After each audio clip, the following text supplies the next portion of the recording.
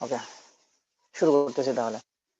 তো আমাদের এখানে মনে করো প্রথম যে টপিকটা আমরা আলোচনা করবো আজকে, ফাংশনের অন্তরীকরণ যোগ্যতা। আমাদের এটা লাস্ট অধ্যায়। তো এখানে আসলে এই অধ্যায়ের একটা জিনিস না বললেই না, সেটা হচ্ছে এখানে দুইটা জিনিস আছে, যেটা হলো রোল। রোল নামে একজন গণিতবিদ ছিলেন। বানানটা ওনার মনে হয় আমার ভুল হতে পারে, ইংলিশ নামটা আসলে বানানটা জানি না। তো ঘটনা হচ্ছে যে ইনি একটা ইনার একটা উপপাদ্য ছিল, আর হচ্ছে ল্যাগ্রাঞ্জ ইনার একটা উপপাদ্য ছিল, যেটাকে বলা হয় মিড ভ্যালু থিওরাম বা হচ্ছে গড় মান উপপাদ্য। আর আরো একজন ছিলেন, যিনি ছিলেন হচ্ছে টেইলর, বা টেলর বলা হয়।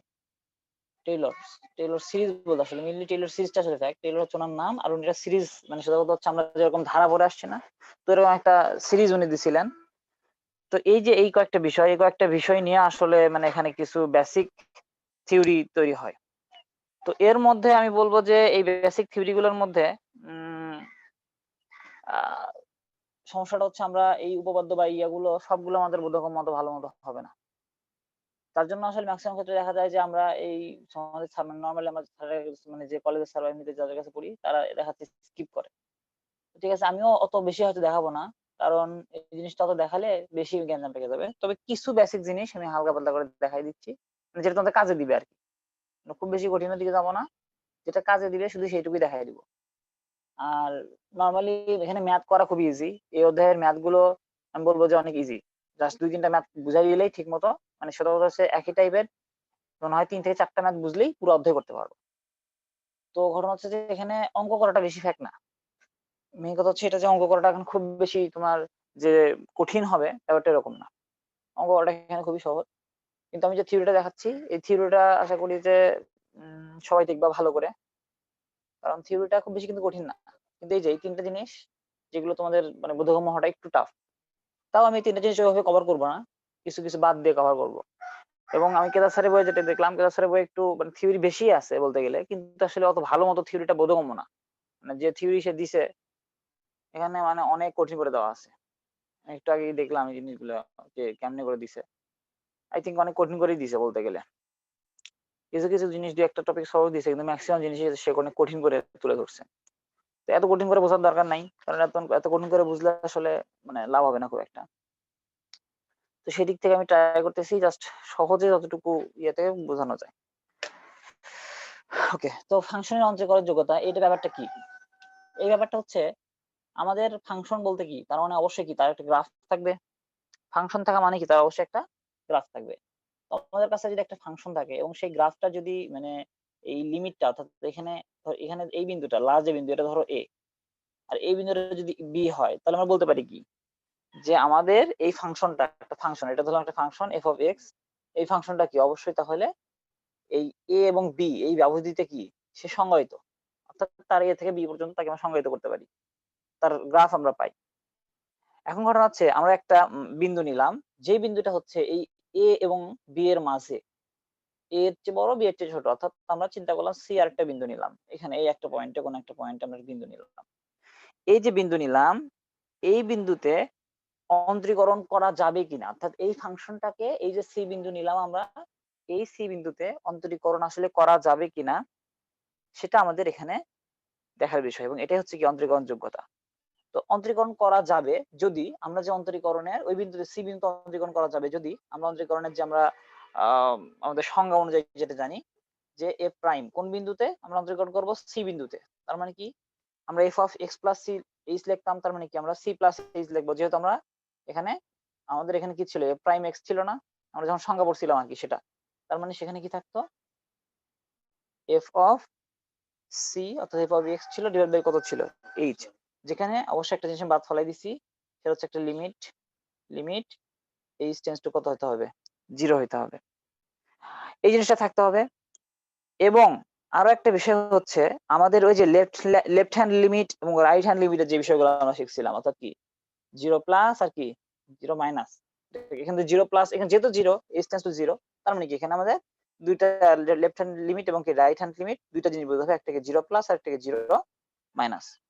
তো এখন কথা হচ্ছে এই যে এই দুইটা মান, প্রথম কথা হচ্ছে আমি যদি আরেকটু উপরে লিখি, এটা উপরে লিখে দিই, এটা এই চিত্র আপাতত থাক, চিত্র যদিও লাগবে না আমার।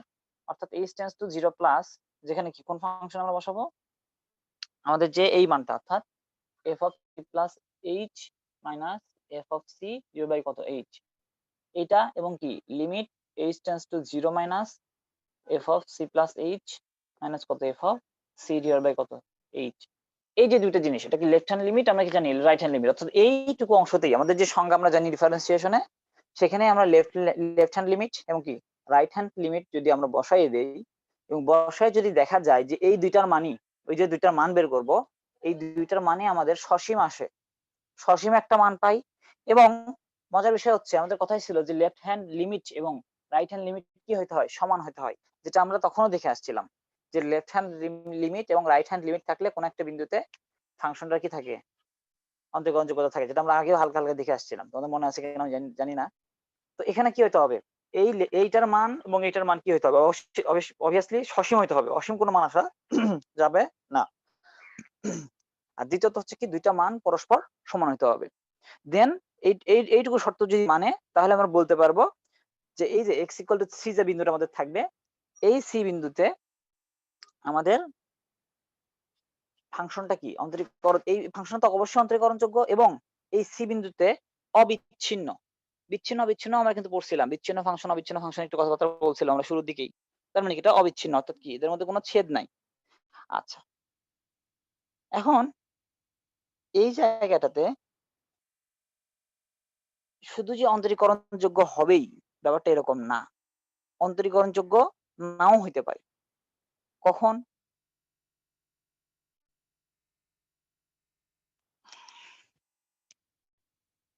এখানে মিশাই দিই, অন্তরীকরণযোগ্য কখন হবে না, অন্তরীকরণযোগ্য কখন হবে না, যদি আমরা দেখি যে আমাদের এই যে এ এবং বি বিন্দু আছে, এ এবং বি বিন্দু আছে। আচ্ছা, অন্তরীকরণযোগ্য কখন হবে না সেটা আমরা পরে আসি, আমরা আগে প্রথমে এটুকু বলি যে কখন অন্তরীকরণযোগ্য হবে। সেটা হচ্ছে আমাদের এই যে এক্স, যেটা এক্স এর, আমরা তো এফ অফ এক্স, তো এফ অফ এক্স কেই তো আমরা আসলে ডিফারেন্সিয়েশন করতেছি, করে কি লিখতেছি এফ প্রাইম এক্স, তাই তো। এখন কথা হচ্ছে আমাদের এক্স এর মানটা যখন এ এবং বি, এ এবং বি এর সমান হবে, তখন যদি আমরা ওই দুইটা বিন্দুতে কি দেখি যে আমাদের এফ অফ এক্সটা কি অন্তরীকরণযোগ্য হয়, তাহলে আমরা বলতে পারবো কি যে ওই ফাংশনের কি হবে, পুরোটা যে কোনো বিন্দুতে কি আমরা অন্তরীকরণ করতে পারবো। অর্থাৎ আমরা কিন্তু কি বলছিলাম যে এই যে এই ব্র্যাকেট আমাদের কি নির্দেশ করতেছে, এটা কিন্তু ওপেন সরি এটা কি বদ্ধ ব্যবধি, হ্যাঁ এটা হচ্ছে তোমার কি ক্লোজ ইন্টারভাল, হ্যাঁ অর্থাৎ কি বদ্ধ ব্যবধি। অর্থাৎ এখানে কি হয় এ বি সহ, আর এখানে কি এ বির ঠিক আগ পজিশনে, এ বির ঠিক আগ, পুরোপুরি এ বি সমান না, সেই পজিশনে যদি আমরা অন্তরীকরণ করতে চাই, তাহলে আমরা কি বলবো যে আমাদের খোলা ব্যবধিতে অন্তরীকরণযোগ্য তখনই হবে যখন আমরা দেখব কি যে এক্স এর মানটা কি এই এ এবং কি বি নির্দেশ করে। সোজা কথা হচ্ছে এক্স এর ঠিক আগের বিন্দুতে এবং কি সরি বি এ এর ঠিক আগের বিন্দুতে এবং বি এর ঠিক আগের বিন্দুতে যদি আমরা ডিফারেন্সিয়েশন করতে পারি, তাহলে আমরা বলবো কি যে এ এবং বি তেও আমাদের কি ডিফারেন্সিয়েশন করা যাবে, অন্তরীকরণ করা যাবে। তো এইগুলো হচ্ছে বেসিক কথাবার্তা। এখন আরেকটা বিষয় হচ্ছে রোল যে উপপাদ্যগুলো দিচ্ছে, আমি হালকা করে বলতেছি, রোলের উপপাদ্য কিছু কথা বলতেছি এখান থেকেই, যেগুলো আমাদের মানে মেইনলি ইম্পর্টেন্ট। সেটা হচ্ছে দেখো, সে বলছে যে এই যে এখানে এ বি লিখলাম, এ বি তো এটা মানে এটা কি ক্লোজ ইন্টারভাল অর্থাৎ কি বদ্ধ ব্যবধি, যেটা আমরা জানি। এই বদ্ধ ব্যবধিতে আমাদের যে এফ অফ এক্স ফাংশনটা, এটা কি অন্তরীকরণযোগ্য, এফ অফ এক্স কি অন্তরীকরণযোগ্য, এটা তার একটা উপপাদ্য। দ্বিতীয় বলা হচ্ছে এই যে এ কমা বি, অর্থাৎ যখন আমাদের ঠিক আগের বিন্দুতে নিচ্ছি তখন কি হচ্ছে অন্তরীকরণযোগ্য, তখনও কি অন্তরীকরণযোগ্য। এবং আমরা যদি F of A equal to F of B হয়, এফ অফ এবং এফ অফ বি যদি ইকুয়াল হয়, তাহলে আমরা এ এবং বি এই দুটার মাঝে এমন একটা বিন্দু সি পাবো, এ এবং বি এর মাঝে সি একটি বিন্দু পাবো, যেখানে আমাদের ওই ফাংশনের যদি অন্তরীকরণ করি তার মানটা হবে 0। আমরা কি কথাটা বুঝাইতে পারলাম? মানে একটু একটু কি বোঝা গেল নাকি বোঝা গেল না? আমরা প্রথমত কি বললাম, যে প্রথমত কি এটা আমাদের বদ্ধবাবুদি, সেখানে অন্তরীকরণযোগ্য হতে হবে। তারপরে কি হতে হবে, এ ও বি যখন আমরা কি করলাম ওপেন ইন্টারভাল নিচ্ছি, অর্থাৎ ঠিক আগের বিন্দুতে এ এবং বি এর ঠিক আগের বিন্দুতে নিচ্ছি, তখন কি হতে হবে, অন্তরীকরণযোগ্য হতে হবে। দেন আমরা যদি আবার দেখি যে এফ অফ এ এবং এফ অফ বি যদি সমান ধরে নেই, অর্থাৎ সমান পাই আর কি, দেন আমাদের বলতে পারবো যে এ এবং বি এর মাঝখানে সি একটা বিন্দু থাকবে। কি থাকবে, সি একটা বিন্দু থাকবে। তার মানে কি আসলে এ বি মানে এফ অফ এ এবং এফ অফ বি সমান হওয়া মানে কি, তারা আসলে কি এক বিন্দুতে চলে আসছে না? এফ অফ এ এবং এফ অফ বি যদি সমান হয় সেটা কখন হবে, আমরা ফাংশনে মান বসালাম, মান বসায় দুইটা যখন মান সমান, তার মানে বুঝতে হবে কি তারা আসলে কি একটা বিন্দুতে চলে আসছে না? তার মানে কি সেই বিন্দুটাকে আমরা কল্পনা করতেছে কি যে সি, আর একটা বিন্দুতে চলে আসা মানে কি তার ডিফারেন্সিয়েশন অবশ্যই 0 হয়ে যাবে।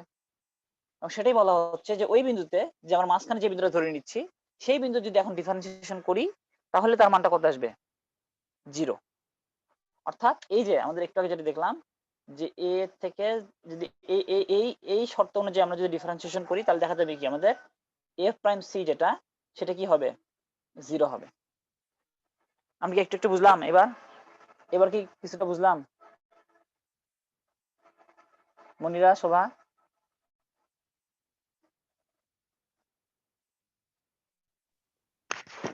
জি ভাইয়া, বুঝছি একটু একটু। থিওরি গুলো একটু কঠিন, কিন্তু ওই যে এখানে মেইন বিষয়টা হচ্ছে মেইনলি রোলের উপপাদ্য দিয়ে বোঝাটা মনে করি সহজ। আগেরটা প্রথম কথা যেটা বললাম, সেখানে কি বলা হচ্ছে যে এ এ এবং বি যদি সমান হয়, এফ অফ এ এবং এফ অফ বি, তো কখন সমান হবে, যখন এটা কি সি এর দিকে আসবে, বিটা কি বিও সি এর দিকে আসবে।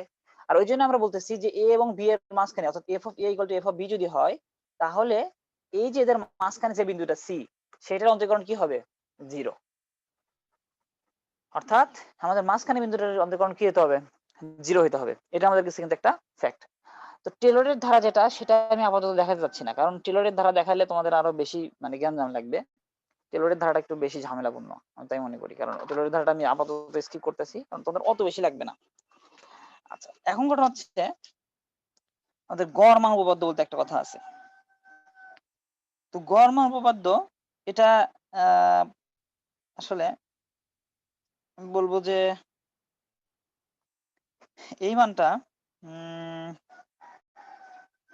ব্যাপারটা কেমন, এটা আসলে আমি বিয়ার বই মনে হয় আমাদের কেতাব স্যারের বইয়ের সম্মত গড় মান উপপাদ্যের তেমন কিছু ইউজ করে নাই, আই থিঙ্ক, দেখি অত বেশি ইউজ করে না, কিন্তু একটা সময় ছিল, আমাদের সময় ছিল এটা, এখন এখন অত বেশি নাই, তুলে দিছে, তো একটা ভালো কাজ করছে। তাহলে ওটা থাক, ওটা আমি গড় মান উপপাদ্য আর না যাই, গড় মান উপপাদ্য গেলে আরো বেশি ঝামেলা তৈরি হবে। আচ্ছা, আমি এক কাজ করি, এখন তোমাদের মেইন জায়গাটাতেই নিয়ে যাই, কারণ এই যে ইয়ার বই দেখতেছি যেগুলো আবার করছে মধ্যবর্তী মান উপপাদ্য, যে ইন্টারমিডিয়েট ভ্যালু থিওরাম বা হচ্ছে যেগুলো এগুলো করছে, এগুলো করলে একটু ভালো বোঝা যাইতো, কিন্তু এগুলো একটু বেশি কঠিনই হয়ে যায়। আচ্ছা, আমি এখন ডাইরেক্ট চলে যাই ক্রমবর্ধমান এবং কি ক্রমহ্রাসমান ফাংশনে। এগুলোতে মানে অত বেশি যে মানে তোমার টেনশন নিতে হবে ব্যাপারটা এরকম না, জাস্ট হালকা করে একটু বোঝো, কারণ মেইন কথা হচ্ছে এখানে অঙ্কগুলো বললাম তো সহজ, কিন্তু থিওরিগুলো মাথায় থাকাটা বেটার। আচ্ছা, এখন আমরা যেটা দেখবো সেটা হচ্ছে কি ক্রমবর্ধমান ফাংশন। অর্থাৎ এই জায়গাটাতে আমরা যদি দেখি যে এক্স এর মান, আমরা কি দেখছি যে আমরা ডিফারেন্সিয়েশন কেমনে করি, যে আমাদের কাছে একটা ফাংশন থাকে এক্স এর, যেখানে কি এক্সটা হচ্ছে ইন্ডিপেন্ডেন্ট ভ্যারিয়েবল, আর কি ওয়াইটা কি হয়, ডিপেন্ডেন্ট ভ্যারিয়েবল হয়। তো আমরা কি জানি যে আমাদের এক্স এটা ইন্ডিপেন্ডেন্ট ভ্যারিয়েবল হওয়ার কারণে আমাদের এক্স এর সাপেক্ষে সবসময় কি করতে হয়, ডিফারেন্সিয়েশন করতে হয়। তো ক্রমবর্ধমান ফাংশনটা কেমন, সেটা হচ্ছে আমরা যদি এক্স এর মান বৃদ্ধি করি, এখানে আমাদের যদি এক্স এর মানটা বৃদ্ধি করা হয় এবং এক্স এর মানের বৃদ্ধির ফলে যদি আমরা ওয়াই এর মানের কি দেখি, বৃদ্ধি পাই, তাহলে আমরা বলবো যে এই ফাংশনের উপরস্থ যে কোনো বিন্দুতে এর স্পর্শকটা কেমন হবে সেটার ধর্মের থেকে আমরা আসলে ক্রমবদ্ধ ফাংশনের সংজ্ঞা দিই। তো আমি জাস্ট চিত্রটা দেখাই, তাহলে বেশি আমার মনে হয় সুবিধা হবে তোমাদের জন্য।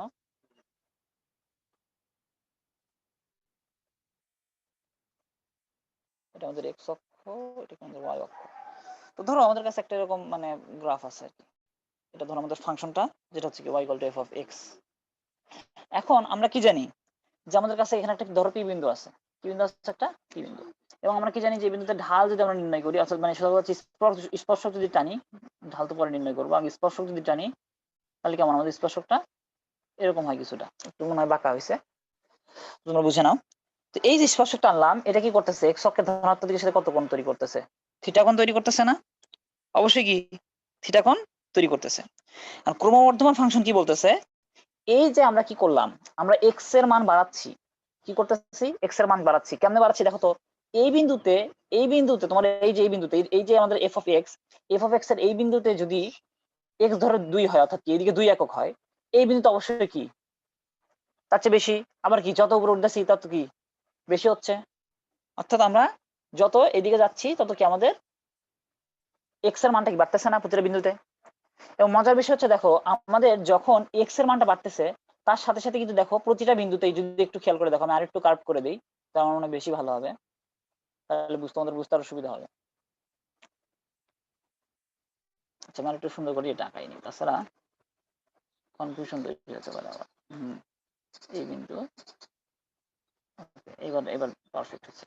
এখন দেখো তো একটা জিনিস খেয়াল করো, এই যে আমি যে গ্রাফটা আঁকলাম, এই গ্রাফে তুমি যদি একটু খেয়াল করে দেখো যে এক্স এর মান বাড়তেছে এবং সাথে সাথে দেখো প্রতিটা বিন্দুতেই কিন্তু ওয়াই এর মানটাও বাড়তেছে। খেয়াল করছো মানে আমাদের যে Y equal to F of X, এখানে এক্স যখন বাড়তেছে এক্স এর সাথে কি ওয়াই এর মানটাও ধীরে ধীরে বেড়ে যাচ্ছে।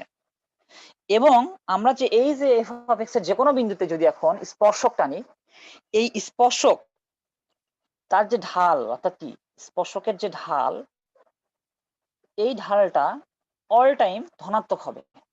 কি হবে, ধনাত্মক, এটা হলো ফার্স্ট কথা। এবং যদি ধনাত্মক হয় তখন আমরা বলে দিব যে আমাদের এই ফাংশনটা কি আসলে একটা ক্রমবর্ধমান ফাংশন। আমি কি কথাটা বুঝাইতে পারলাম? শোভা, মনিরা? জি ভাইয়া। জি ভাইয়া। মনিরা কি ঘুম নাকি এতক্ষণ না পরে তো, রিপ্লাই? আচ্ছা, ও অর্থাৎ এখানে রিপ্লাই আমরা কি, দিচ্ছে আমি চুপ করে থাকলাম, এবার ভাবলাম যে আমি একটু বলি আপনার সাথে কথা। আচ্ছা ঠিক আছে সমস্যা নেই। আচ্ছা সেটা হচ্ছে কি যে আমাদের যখন একটা ফাংশন আমাদেরকে দিচ্ছে, ওই ফাংশনের যে কোনো বিন্দুতে, ওই ফাংশনের উপর যে কোনো বিন্দুতে যদি আমরা একটা স্পর্শক টানি এবং যদি দেখি যে ওই স্পর্শকের ঢাল ধনাত্মক, তাহলে আমরা বলবো কি যে ওই ফাংশনটা আসলে কি আমাদের একটা ক্রমবর্ধমান ফাংশন। এটুকু বুঝাইতে পারছি আই থিঙ্ক। এবং আমরা কি জানি যে আমরা ঢাল কিভাবে নির্ণয় করতে পারি, ডিওয়াই ডিএক্স টা কি ঢাল ডিফারেন্সিয়েশন যদি করা হয়, তার মানে কি এটার মান কি হবে, জিরোর চাইতে বড়। এবং আমরা আরো একটা জিনিস জানি যে আমাদের ডিওয়াই ডিএক্স টা কিন্তু আসলে কি ট্যান থিটা, আমরা ট্যান থিটা লিখি না, কারণ কি ঢাল তো। তার মানে কি বোঝাচ্ছে যে এখানে আমাদের থিটাটা কি দেখো, এই থিটার মান অলওয়েজ এক্ষেত্রে 90 ডিগ্রি চেয়ে ছোট। কেন 90 ডিগ্রি চেয়ে ছোট, এখন একটা খেয়াল করে দেখো, তুমি যখন ট্যান এর মান 90 ডিগ্রি চেয়ে ছোট বসাও, দেন তোমার অল টাইম ট্যান থিটার মানটা কিন্তু পজিটিভ আসে। তুমি ট্যান এর মান যখন থিটার চেয়ে 90 degree, theta less than 90 degree বসাও, দেন তোমার অল টাইম কি ট্যান থিটার মানটা কিন্তু পজিটিভ আসে। তার মানে কি ডিওয়াই ডিএক্স এটা কি পজিটিভ, অর্থাৎ সূত্র হচ্ছে ট্যান থিটা মানেই তো আমাদের ঢালটা পজিটিভ আসে। সো আমরা কি করলাম, প্রথমত বললাম যে আমাদের যদি স্পর্শকের ঢাল যদি ধনাত্মক হয় তাহলে সেটা আমাদের কি ক্রমবর্ধমান ফাংশন। দ্বিতীয় কথা আমরা যেটা বললাম সেটা হচ্ছে যে আমাদের ক্রমবর্ধমান ফাংশনে যেটা দাঁড়াবে যে আমাদের এটা অবশ্যই কি ধনাত্মক হবে। এটা ধনাত্মক যদি হয় তাহলে কি ট্যান থিটাটাও কি ধনাত্মক হবে। ট্যান থিটাটা কখন ধনাত্মক হবে, যখন কি থিটা লেস দেন 90 ডিগ্রি হবে। এখানে কিন্তু প্রত্যেকটা শর্ত আই থিঙ্ক মনে রাখা উচিত তোমাদের, ঠিক আছে? একদম ক্লিয়ার করে বলছি, আই থিঙ্ক কোনো ঝামেলা। এবং এই কথাগুলোই আমার মনে হয় এই স্যারের বই একটু ঝামেলা করে বলছে, আমি তো তাই দেখলাম। তাও যদি কেউ দেখতে চাও স্যারের বই, মানে এই জিনিসগুলো পড়তে চাও, তার বইয়েও সম্ভবত আমি দেখলাম লেখা আছে, মানে মোটামুটি লেখা আছে আর কি এই ফাংশনের কথাবার্তা, কিন্তু একটু ব্যবধি দিয়ে একটু অন্যভাবে লেখা আছে। তো আমার মানে খুব একটা ভালো লাগে না আর কি, ঠিক আছে? কিন্তু আমি সবচেয়ে সহজ করে বলার চেষ্টা করলাম, আই থিঙ্ক বুঝতে পারছো। বোঝার সমস্যা হলে আমাকে বলতে পারো এখন। শোভা, কিছু বলবা? জি ভাইয়া, ভাই আমার একটা কোশ্চেন ছিল। হ্যাঁ অবশ্যই করো। মানে ভাই সবসময় কি থিটার মান 90 ডিগ্রিতে ছোটই হবে? অবভিয়াসলি, কারণ তুমি দেখো কেন ভাইয়া? আপনি তো বললেন যে tan থিটার মান পজিটিভ আসতে হবে। tan থিটার মান তো যে তৃতীয় চতুর্ভাগে মানে 180 ডিগ্রি থেকে বেশি হলে তখন তো পজিটিভই আসে। 180 ডিগ্রির চেয়ে বেশি মানে তৃতীয় চতুর্ভাগে।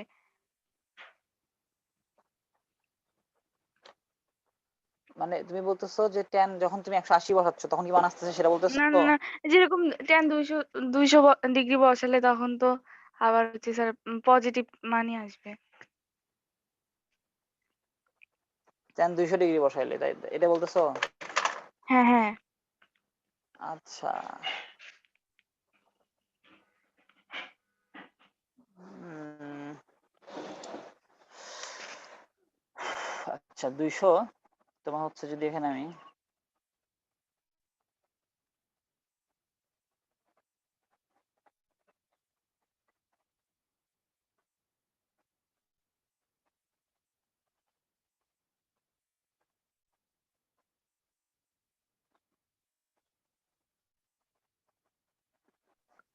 মানে ভাইয়া আমি বলতে চাচ্ছিলাম যে 180 ডিগ্রির চেয়ে বড় আর 270 ডিগ্রির চেয়ে ছোট এর মধ্যে হলে তো তখন tan থিটার মান হচ্ছে পজিটিভই আসবে।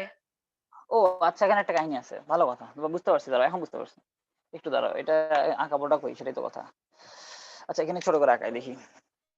সেটা হচ্ছে দেখো এই যে স্পর্শকটা আমি দাগাইছি না এখানে, স্পর্শকটা যে আমি দাগাইছি দেখো, আমি এই স্পর্শকটাকে আমি যদি মানে এরকম করে দাগাইতাম, ধরো এটাই থিটা। আমার কথা বুঝতেছো নাকি বোঝো নাই? না ভাইয়া কিছু বুঝিনি, আপনি বলেন কি বলতেছেন আবার বলেন। আমি বললাম যে স্পর্শকটা যে আমি দাগালাম, মানে এই যে আমাদের যে স্পর্শকটা না একটু আগে, স্পর্শকটা ধরে এদিকে বর্ধিত করলাম, এইটুকু বুঝলা? মানে আমি এটুকুই বলতে চাচ্ছি যে হুম হুম স্পর্শকটা ধরো আমি বর্ধিত করলাম। তাহলে দেখো তো আমার যে এই অংশটুকু মানে এই পার্টটুকু যেটা ধরো মানে এখানে যদি আমি চিন্তা করি, আমি যদি এখন এখান থেকে চিন্তা করি, তাহলে দেখো তো এইটা আমার এই যে এক্স অক্ষের সাথে কত ডিগ্রি কোণ তৈরি করতেছে, এই পুরোটা না, পুরোটা কি না? এক্স অক্ষের সাথে। হ্যাঁ মানে ধনাত্মক দিকের সাথে, এক্স অক্ষের ধনাত্মক দিকের সাথে। হুম। এইটুকু বুঝাইতে তাহলে পারলাম? না না ভাই বুঝিনি, আবার বলেন। আচ্ছা আবার আবার বলতেছি দেখো, সেটা হচ্ছে আচ্ছা আমি এটা মিশাই দিই, এটা আমাদের কাজ শেষ, মানে আমি শর্তগুলো তো মিশাই দিই বড় করে আগাই। না তোমার কোশ্চেন ঠিক আছে, কিন্তু আসলে ওই যে বললাম তো ঘুরে ফিরে একই কেস। কোশ্চেন ঠিক আছে, কোশ্চেনটা ভালো, কোশ্চেন খারাপ না, কোশ্চেন আমি অ্যাপ্রিসিয়েট করি এরকম কোশ্চেনের ক্ষেত্রে। আচ্ছা দেখো এই জায়গাটাতে এটা আমাদের কি থিটা, আমি যে স্পর্শকটা দাগাইছি এটা কি থিটা না? এখন তুমি যদি দেখো এটা বিপরীত চিন্তা করো, মানে বিপরীত কোণটা চিন্তা করো, সেই কোণটা কি এটা না? এটাও কি থিটা না? হ্যাঁ। হুম আচ্ছা এখন ঘটনা হচ্ছে দেখো তো এই অংশটুকু মানে ধরো আমার ধরো এটা নাই, তুমি যেটা বলতেছো যে 180 ডিগ্রি 200 ডিগ্রি যদি হয়, 200 ডিগ্রি হওয়া মানে কি এই চতুর্ভাগে কোথাও একটা থাকবে, হুম তাই কি না? হ্যাঁ হুম হুম। আমি কিন্তু এটা এটা এভাবে লিখছি কি জন্য, আমি কিন্তু ওইটাই বর্ধিত করা সেটা বুঝাচ্ছিলাম যে ওইটা আমি বর্ধিত করছি ধরো, তাহলে আমার কেমন ঘটনা ঘটবে? কারণ আমি যদি ধরো এই বিন্দুতেই, তুমি এখন ভাবতে পারো যে ভাই আপনি তো এটা এই দিকে দাগাইলেন, কেমনে দাগাইলেন? ঘটনা হচ্ছে যে এইখানে যদি আমি এটা সমান্তরাল করে একটা দাগাই, তাহলে কি, দাঁড়াও তো, আমি যদি এই রেখাটা সমান্তরাল করা এই মূল বিন্দুতেও যদি একটা দাগাই, তাতে কি দুইটার কোণ কি সেম হবে না? আমার হ্যাঁ কথা বুঝছো? সমান্তরাল করে করলে তো কোনটা সেম হবে। আচ্ছা এখন ঘটনা হচ্ছে দেখো তো এক্স অক্ষের সাথে যে ধনাত্মক কোণটা এই যে কোণটা তৈরি করতেছে, মানে আবার এও যদি এর ক্ষেত্রে যদি চিন্তা করি তাহলে এই যে কোণটা তৈরি করতেছে, অর্থাৎ আমি এখন একটা দাগাই, দুইটা না দাগাই এখন আর, তাহলে দেখো এই যে এখানে ধরো এই বিন্দু যদি চিন্তা করি, এই যে এইটুকু চিন্তা করতেছে এইটুকু আসতেছে, তার মানে কি দেখো তো সে 180 ডিগ্রি প্লাস এইটুকু যদি থিটা বলি আমি, এই থিটা আসতেছে না, থিটা পরিমাণে আসতেছে না? হ্যাঁ তাহলে কি 180 ডিগ্রি প্লাস থিটা মানে কি সেটা আবার ট্যান থিটাতে রূপান্তরিত হবে না? হ্যাঁ ভাইয়া এখন বুঝছি। আমি আমি কি বুঝাইতে পারছি ক্লিয়ার একদম? হ্যাঁ হ্যাঁ। এটা ত্রিকোণমিতিক জ্ঞান, বুঝছো? এটা আসলে এরকম কিছু না, তুমি যেরকম ভাবতেছো ওটা ওরকম কিছু না। হ্যাঁ তবে এটা সত্য যে এখানে আসলেও কি হবে, ঘুরে ফিরে একই কথা হবে, কারণ দেখো আমার এই যে রেখাটা, আমি এই রেখাটা যদি এদিকে বর্ধিত করি আলটিমেটলি সে কিন্তু এটা দিবে, অর্থাৎ এখানে আমাদের এক্স অক্ষের ধনাত্মক দিকে আরেকটা কোণ দিবে, এবং এই কোণ আর এই কোণ কিন্তু আমার আলটিমেটলি সমান, বিকজ তারা বিপরীত কোণ। সো তুমি এটা চিন্তা করো বা ওই পুরোটা চিন্তা করো, একই কেসই হবে। আর আমরা কি জানি যে এখানে ট্যান থিটা ধনাত্মক না? এখানে ট্যান থিটা ধনাত্মক, কেন ধনাত্মক এটাও একটা কারণ, মানে এখানে যে ব্যাখ্যাটা আসলো এখানে ধনাত্মক হওয়ার কারণ এটাও, এটা তুমি ইনক্লুড করতে পারো এখানে। কারণ তাদের এই ঢালের ব্যাপারটা আবার ব্যাপার-স্যাপারও আছে এর মধ্যে।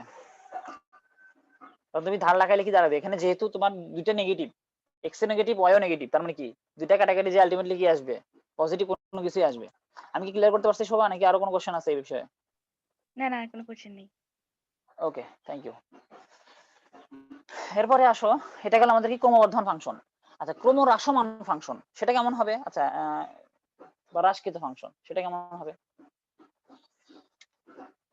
ক্রমহ্রাসমান ফাংশন ওটা কি করছিল, বৃদ্ধি পাইছিল, এটা কি তাহলে কি কমবে? তার গ্রাফটা কেমন হবে? এই গ্রাফটা এরকম কমানোর মতো করে হবে, কেমন হবে?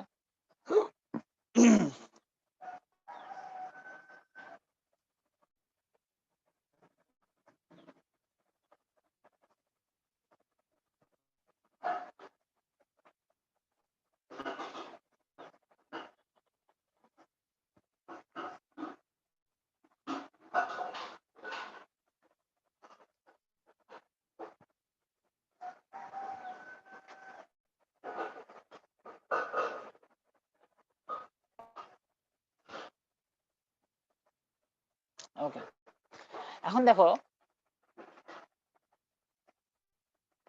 এই জায়গাটাতে এটা যদি পি বিন্দু হয়, এটা ধরো আবার এফ অফ এক্স, ওকে। এখন যদি আমি আবার তোমার মনে করো ঢাল নির্ণয় করি, আমি যদি এখন আবার যদি ঢাল নির্ণয় করি, এটা আমাদের ক্রমহ্রাসমান ফাংশন। এখানে দেখো তো এক্স এর এখানে যখন মান বৃদ্ধি পাচ্ছে, এদিকে যাচ্ছি, ওয়াই এর মানটা কি কমে আসতেছে না? ওয়াই অক্ষের মানটা দেখো কমতেছে না, উপর থেকে নিচের দিকে নামতেছে না? দেখো তো এক্স এর মান এখানে কিন্তু বাড়াচ্ছি, আমি এদিকে যাচ্ছি, মানে কি এক্স এর মান বেড়ে যাচ্ছে। কিন্তু কি দেখো তো ওয়াই এর মানটা ছিল এখানে, সে চলে আসছে কোথায়, এখানে। তার মানে কত, ওয়াই এর মানটা কিন্তু কমতেছে।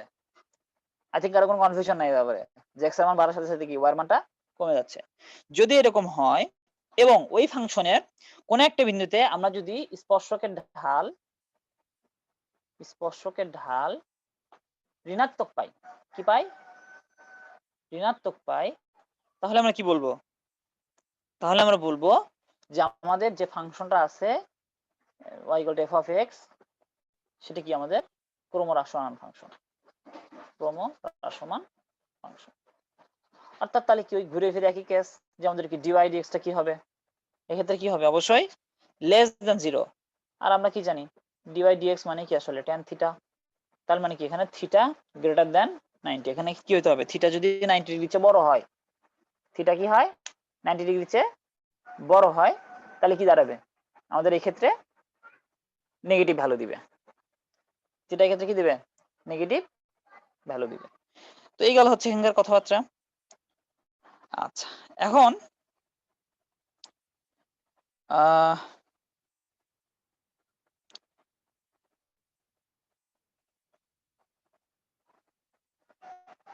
ঠিক আছে, পরবর্তীতে যে কথাটা লেখা আছে সমস্যা নেই, এটার দরকার নেই আমার।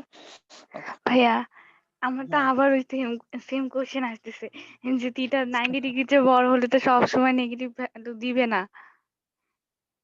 আমি একটা কথা বলি শোনো, তুমি tan 200 ডিগ্রি যখন করতেছো, তুমি এটাকে একটু কনভার্ট করে নিয়ে আসো না, 180 ডিগ্রি প্লাস হচ্ছে তোমার 20 ডিগ্রি করে নিয়ে আসো। তার মানে কি তোমার এখানে আলটিমেট রেজাল্টটা কি 20 ডিগ্রি দিচ্ছে না? অর্থাৎ কি মানে তখন 90 ডিগ্রি ছোট আসতেছে না?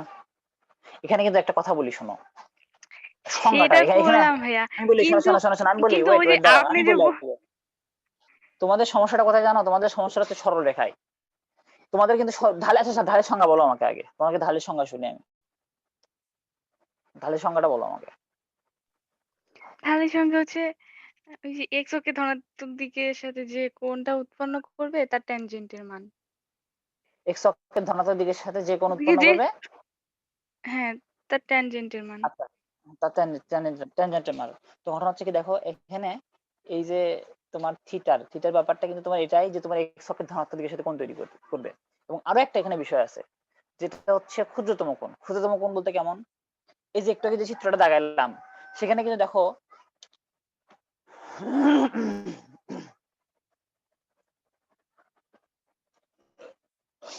এই জায়গাটাতে তোমার হচ্ছে এরকম যখন হলো, এই ক্ষেত্রে কি দেখো তো, আমি যদি এই রেখাটাই যদি স্পর্শক মানে কি আসলে, সে তো এরকম, মানে সে তো আরো চলতে আছে, অনেক দূর পর্যন্ত চলতে পারে।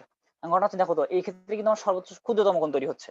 কিন্তু আমি যদি এই জিনিসটাকেই যদি আমার একদম এই পর্যন্ত চিন্তা করি, উল্টা দিকে যদি চিন্তা করি সেক্ষেত্রে কিন্তু আমার থিটা কিন্তু ক্ষুদ্রতম থিটা না এটা, অর্থাৎ সবসময় ঢালের ক্ষেত্রে আমরা কি করি ক্ষুদ্রতম থিটা দিতে, অর্থাৎ কি যতগুলো থিটা হওয়া সম্ভব ওই রেখার এক্স অক্ষের সাথে, এক্স অক্ষের ধনাত্মক দিকের সাথে যতগুলো থিটা হওয়া তার সম্ভব এর মধ্যে সবচেয়ে ক্ষুদ্রতম থিটা নিয়ে আমরা সবসময় কাজ করি। আমি কি এখন বুঝাইতে পারলাম?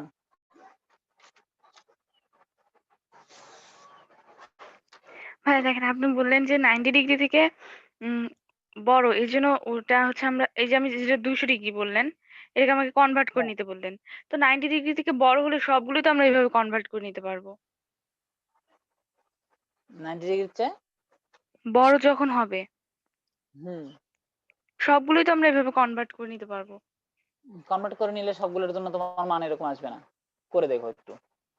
কারণ কি আচ্ছা। জন্য দেখো তুমি যখন 90 ডিগ্রি 90 এখানে ধরো 90 ডিগ্রি এরকমই ধরো আছে, অর্থাৎ দেখে সরি আমি তো এটা মিশিয়ে ফেলছি সেটা হচ্ছে তোমার এই যে 90 ডিগ্রি প্লাস 20, অর্থাৎ যেটা আমাদের চিত্র একটু আগে ছিল, অর্থাৎ দেখি আমি দেখাই তোমাকে এটার মান কত আসবে বলো তো দেখি। বুঝতে 90 পারছি ডিগ্রি প্লাস, ভাইয়া, এখন এখন নেগেটিভ আসবে, এখন নেগেটিভ আসবে। শোনো আমি ওই জন্যই বলতেছি তুমি যেটা ভাবতেছো এরকম হবে না।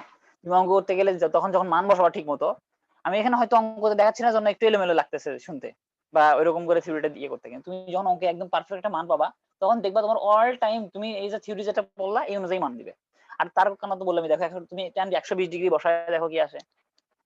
কারণ দেখো তুমি এখানে আরেকটা মজার বিষয় হচ্ছে দেখো এই যে আমি আরেকটা কথা বলি, এখানে যখন আমি এই ঢালটা দাগাচ্ছি এই থিটা, তুমি কিন্তু এইটা তুমি কি করতেছো এরকম করতেছো মানে যদি বর্ধিত করো আর কি আমি যেটা বললাম, তখন কিন্তু তোমার আসলে কি এখানে আলটিমেটলি কিন্তু একটা নেগেটিভ কোণ আসতেছে। তুমি যদি এইদিকে কোনটা চিন্তা করো এখানে, সেটা কথা হচ্ছে যে কি করবা, আমি আবার দেখাচ্ছি। এখানে আমি যখন একটু দাগাইলাম তার মানে কি দাঁড়াচ্ছে এরকম না, এরকম কিছু একটা না। আচ্ছা এখানে দেখো তো আমার এইটা হলো থিটা, মানে সোজা কথা হচ্ছে এটা আমার ঢালের জন্য কোণ, তাই কি না? এই বিষয়ে কোনো সন্দেহ আছে? না। আচ্ছা এখন কথা হচ্ছে দেখো আমি যদি এটা যদি বর্ধিত করি তার মানে কি দেখো তো আমার এই কোণটা মানে যদি বিপরীত চিন্তা করি এক্স অক্ষের ধনাত্মক দিকের সাথে, সেই কোণটা কিন্তু আমাদের ভ্যালিড কোণ হচ্ছে না, কারণ আমাদের ধনাত্মক দিকের সাথে কোণ তৈরি হবে না। তার মানে কি কোণটা আসলে হইলে কোনটা হবে, এইটা হবে। এবং এইটা হওয়া মানে কি আসলে আলটিমেট কিন্তু এখানে তোমাকে নেগেটিভ কোণই দিবে, তুমি যাই করো না কারণ এখানে তোমাকে নেগেটিভ কোণই দিবে। আর এই জন্যই কিন্তু ট্যানের মানটা নেগেটিভ আসে, 90 ডিগ্রি যখন পার হয়ে যায় তখন কিন্তু ট্যানের মান নেগেটিভ আসার কারণে হচ্ছে এটা। ওই কথাটা এখানে বললাম, তুমি যখন 90 ডিগ্রি প্লাস 20 লিখতেছো তখন এই 90 ডিগ্রিটা তোমাকে কি করে দিল আসলে নেগেটিভ অংশে পার করে নিয়ে গেল, নিয়ে যে কি দেখো এই যে 20 অর্থাৎ কি ওখানে মাইনাসটা তুমি আসলে ট্যান দেখো একটা মান বসাও, দেখো আমি ক্যালকুলেটরটা করে দেখো।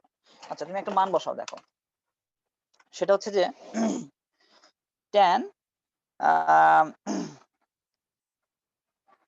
ট্যান তোমার হচ্ছে কত বসাবা 135 ডিগ্রি বসাও, 135 ডিগ্রি বসাও, দেখো ট্যান 135 ডিগ্রি বসাও, তোমার কাছে ক্যালকুলেটর আছে না সবা? হ্যাঁ হ্যাঁ, -1 আসছে। -1 আসে। এখন দেখো তুমি একই এই একই জায়গাতে একটা জাস্ট একটা কাজ করো, তুমি tan 45 বসাও,